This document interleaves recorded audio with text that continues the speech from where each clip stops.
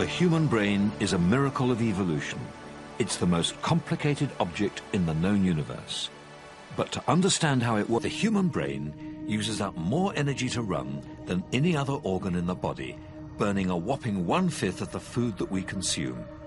This makes the head hotter than the rest of the body, shown here by a heat-sensitive camera. We invest so much in the brain because of its importance. It's what makes each one of us who we are, giving us a completely new window into the fascinating world of the mind. Using this technique, we can actually watch the brain at work. Here, I'm listening to music. Not one, but several areas light up. This part of the brain is where we process all sounds, and this is where we appreciate music.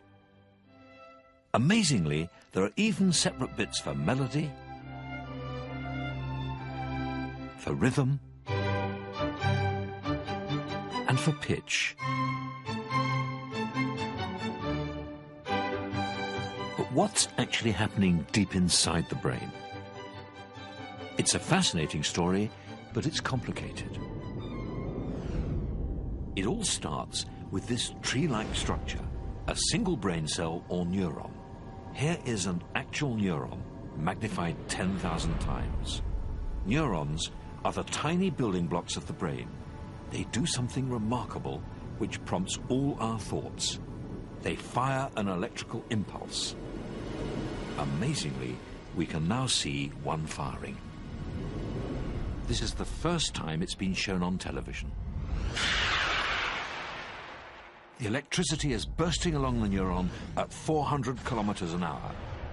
Here we're seeing it in slow motion. Within a tiny fraction of a second, it's ready to fire again.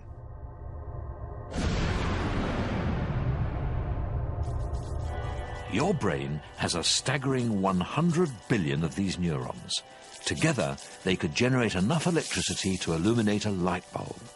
To make things more complicated still, the branches of each neuron are connected to thousands of other neurons.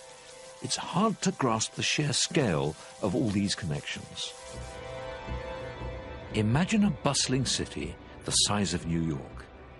Give every person in that city 10,000 pieces of string. Tell each person to attach each piece of string to a different person. Now make the city 1,000 times bigger. This is the incredible tangle we call the brain. And there's more. Go deeper into this tangle, travel along a single neuron, and take a close look at the junction with its neighbor. Oddly, the neurons are not physically joined together at all. There's a tiny gap.